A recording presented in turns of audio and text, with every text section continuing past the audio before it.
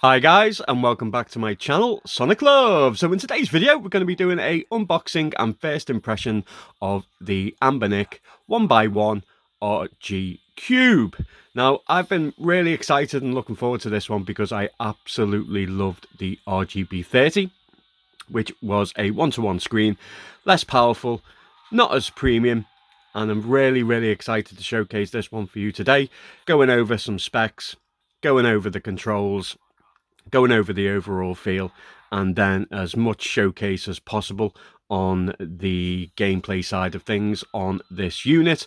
It is Android based, but without further ado, let's get right into the video. So here we have it, the rgCube. It's a lot bigger than what I expected it to be, so that's pretty cool. It's rocking a 1:1 aspect ratio of a screen, which means all your older retro systems like Game Boy, Game Boy Color, Neo Geo Pocket, SNES, arcade games, especially vertical arcade games, will look absolutely incredible on here. If you do a 4:3 aspect ratio, it then will leave you borders top and bottom, but I'll showcase that further into the video. We have a start select button at the bottom. We have a Retroid home page where it can take you straight to the OS system, which I won't use. I'll showcase it, but it's not something that I will use. We have a back button and home button.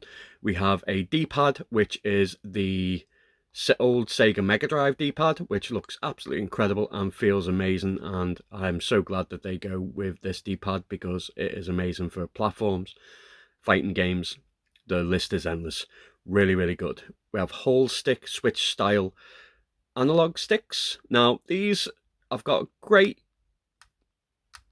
feel to them, but the travel is not very good, but they still work really well. Unfortunately, we do have cardinal snapping, which just makes it into an A-way joystick essentially and not analog. We have ABXY. The buttons feel absolutely brilliant. They feel really nice. I am a massive fan of these buttons. Underneath, two firing down speakers, which sound actually quite okay. There's not very much as in bass, but it does the job. If we swing it round to the side, you'll see that we have a power button and also our volume up and down, which is always handy. On the top, we do have our triggers, and they are analog, and they've got a nice little grippy texture, which feels really nice. It's got a good travel to it, nice spring. Annoyingly, the buttons on the triggers are clicky. Not too loud because I've got this really close, but still annoying. I wish they didn't. I wish it was dome switch and it wasn't going to be as loud. We have HDMI out through USB Type-C. We have USB Type-C charger. We have a vent. We have a 3.5mm headphone jack, an SD card slot. On the rear of the unit, we have a logo. We have a exhaust intake fan. We have really nice ergonomics with this handheld. One thing that I have noticed that it does gather dust. It's not so much as a finger magnet, but it is definitely a dust magnet. I went with the black version. One looks like a pinkish colour, and the other is like a Sega Saturn style. And then there's an all white one, so there's actually 4, not 3. Haha. Right, so yeah, I absolutely love this thing. It's so comfortable to hold in the hands. I think that Anbernic have done a really good job. I think it looks nice. It looks really sleek. It feels very premium, very well made, which is always a welcome addition. Feels good to touch. Everything is really well placed. That's what I like about it the most. The D-pad, if you need to move for the D-pad, it doesn't really change the angle of your wrist, so it is really comfortable. And if you want to use the analog sticks, then you can. Everything is just within touching distance, and to me that makes it a perfect handheld to use. When you turn it on, you are greeted with a nice purple vibrant screen. We do have RGB around the analog sticks. It is programmable. You can change it with different peripherals, But not only that, but then you can program it to then change the colors and have it edited to your own liking, which is also a nice touch. This is Android, so you will unfortunately have loads of smears all over the screen because you'll be touching it. The vibrancy of the brightness is incredibly bright, so if you want something to use outdoors, this is definitely the one. And it also gets very dim also. I'll leave some specifications here just so you can check out what's inside this bad boy, and then we'll move on to a showcase of what this is like playing games. Sadly, the screen is quite reflective while I'm using the camera. It's not as bad in person. I do have the brightness, like this is quite bright, probably coming across on screen as being quite bright. But if I just scroll down from the top, you'll see that I'm hardly using any brightness. That's how beautiful this screen is. It's 720 by 720 1:1. As I say, with the ambient light, we can literally hold, and then we go into settings and we can change different peripherals, which makes it change colors and do different things. Hit apply. We can also change and select the color. If you hold it down like I just did, then it will bring you to this option. But if you come out of here, it's hard to do this through a screen. If we just tap, we can just then individually press them. So that is basically the runs of the unit itself. It is touchscreen. It is very, very nice. It does come pre-installed. For this showcase video, I will just be using everything that's on here as stock. I know there is different versions of emulators which do better jobs at performance on certain games, but the swapping around and messing around of just actually having the unit, I'll wait till I do the individual showcase videos of the emulation gameplay. I'll test like maybe, 30, 40 games for each system in different videos. So if you're into that, please hit the like and subscribe button and join the wonderful community we are growing here. And also, I just have to say, since I've been using it and messing around for at least 2 days now, I absolutely love it. I think this is fantastic. I know there's loads of different types of options, but if this is something that you would like with a 1:1 screen, there's not many out there. This is the most powerful 1:1 screen handheld that's out there available at present. So if you're into that thing, I would say go for it. So let's jump into what you guys have come for, is to see the performance, and I'll try and do as many games and showcasing what this can do as possible. Let's go. So firstly, I'm going to kick things off with Dead Cells. I know with the 1:1 screen, you would think that there is not many games that are actually well suited for the 1:1 aspect ratio, when in fact on Android there is lots, even Dead Cells, but you will have very, very pixelated graphics at the start, and none of the settings will be programmed. So you will have to do what I'm going to about to show you now. You will have to go down one, go to settings, then go down two, click on the video, and then click the very, very first box here, high resolution, just to show you that this is what it's going to be like. You can hardly read anything or see anything, and if I just go back, you can see that it doesn't look very good at all. So you go twice down to the menu from the settings, then you click on the first box. That will then put it into high resolution mode. Then we go down to this selection here and we put aerial. And once you click it into aerial, then it makes it into the 1:1 aspect ratio, and then you are good to go with playing Dead Cells.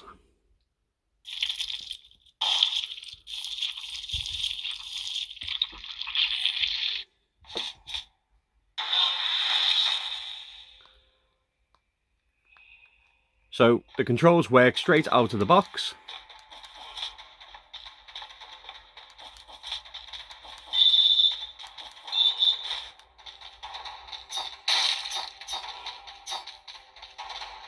Playing at 60, looks fantastic, and as I say, with the graphics now being calibrated properly, it's a really, really good experience even on this unit itself. Even though I can't play it because I'm looking for a camera. But yeah, really, really good. Great experience.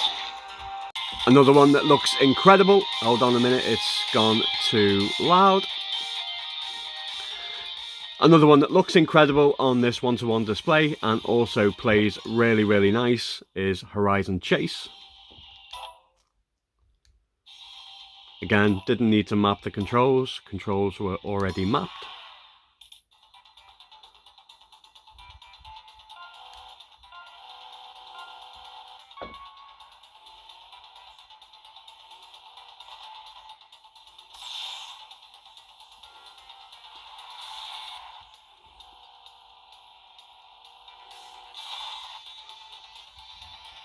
But a really great experience. The colours absolutely saturated and pop right out of the screen.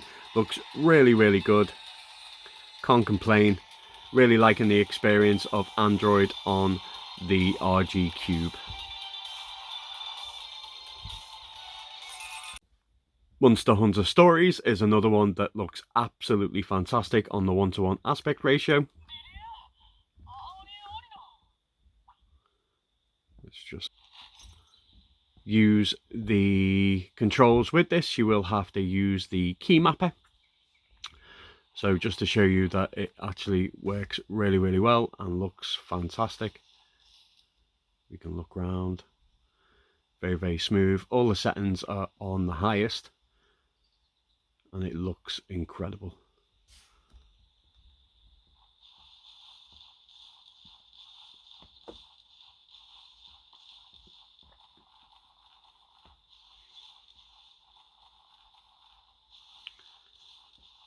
You'll have a really great time with this one. Moving on to some PS2. This is Black, one of my favourite games for the PS2.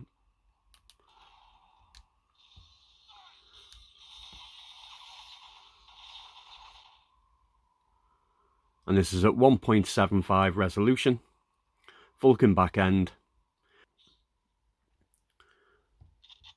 and it's running great.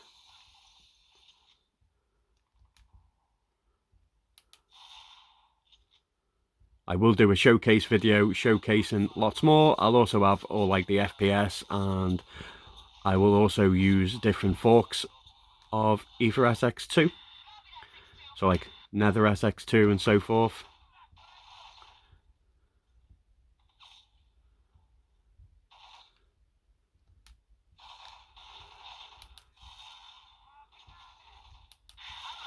But so far, no issues with it, and it's running really well. It is on a 4:3 aspect ratio, so you do have those bars top and bottom.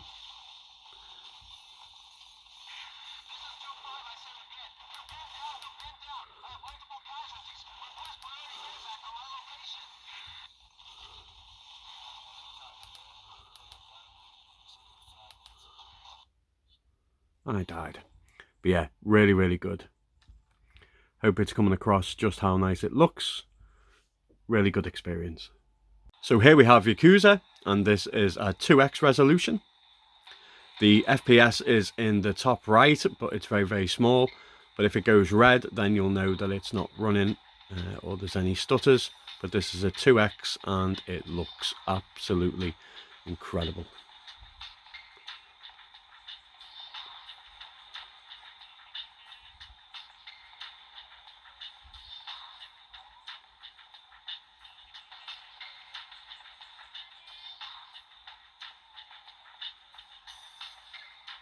And plays really well. So if you're wondering what it would look like if it was stretched to full screen, so let's quickly showcase that.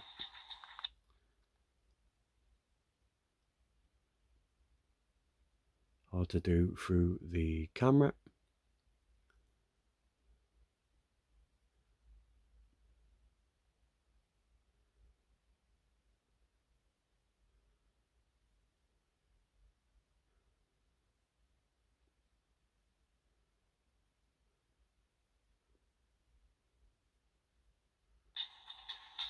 So this is what it looks like with a full stretch screen. There are some games that actually look really good at full screen. Like, I would say this was one of them. I could quite happily play it at a full stretch.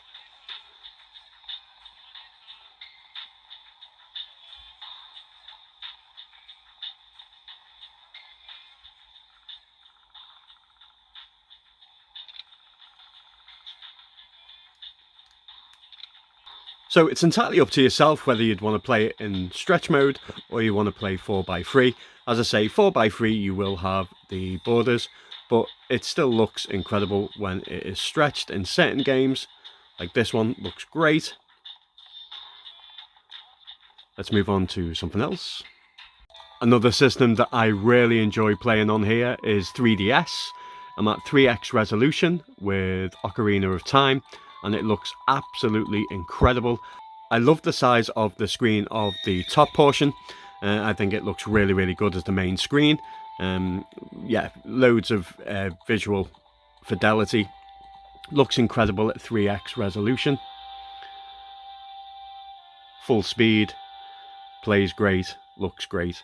And at the bottom we have the overlay, which makes it really, really nice. And it still leaves a great size for the bottom screen to be used.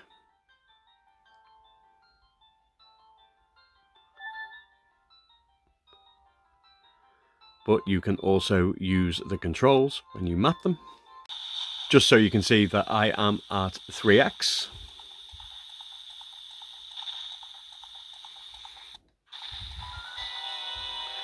Screen gets filthy.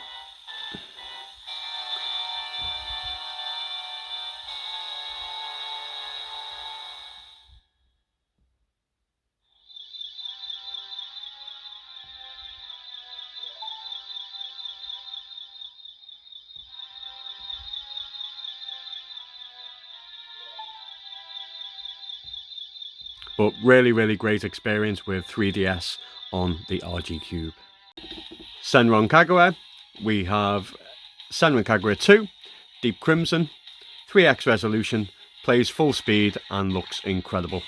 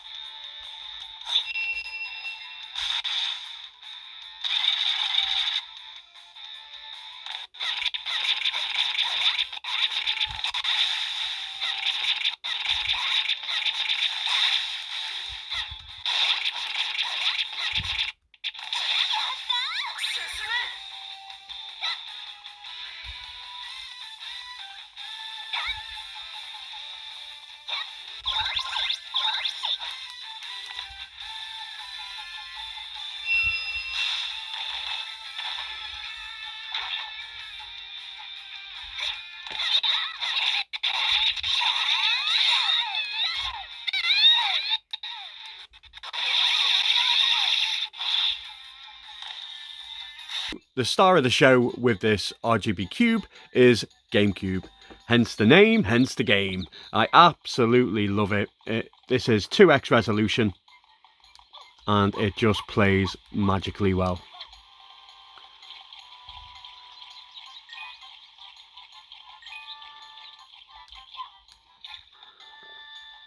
Hopefully it's coming across just how nice this looks. Great saturation, colours really vibrant. Looks fantastic in 1:1 aspect ratio.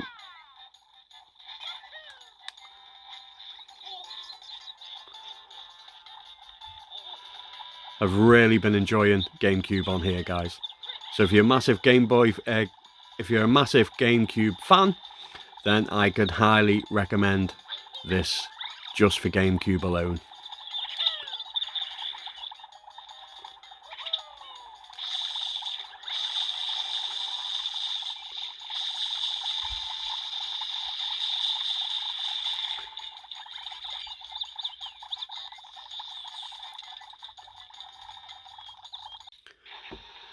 This is Need for Speed. This is 1.75x.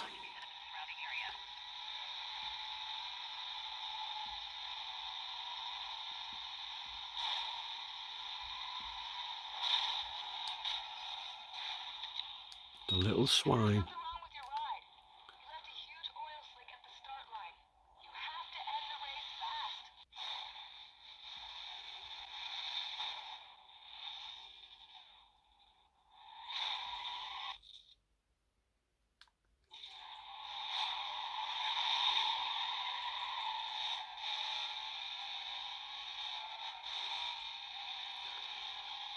As I say, GameCube on here is a really, yeah, it's just an absolute delight.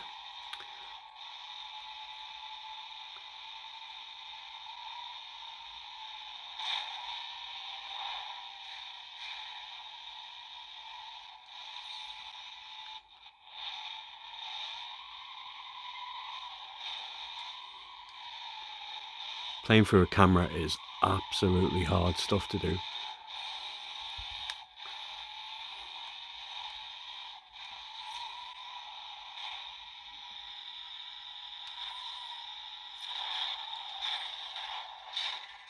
So here we have Ridge Racer. I've done it with a partly stretch, so it's not full 1-to-1, but I've stretched it enough where it doesn't bother me, but we have a lot better real estate of visual than what you would do with a letterbox of 16:9. 4x resolution.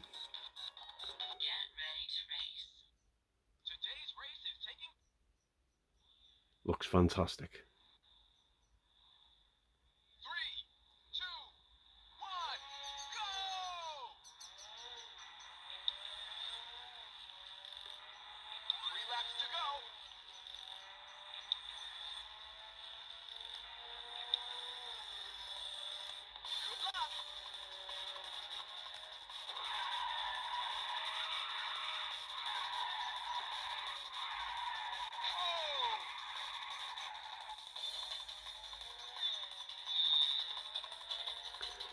So I've been recording that long that it has gone absolutely dark outside, didn't even realise, but that is my unboxing and first impression without the unboxing.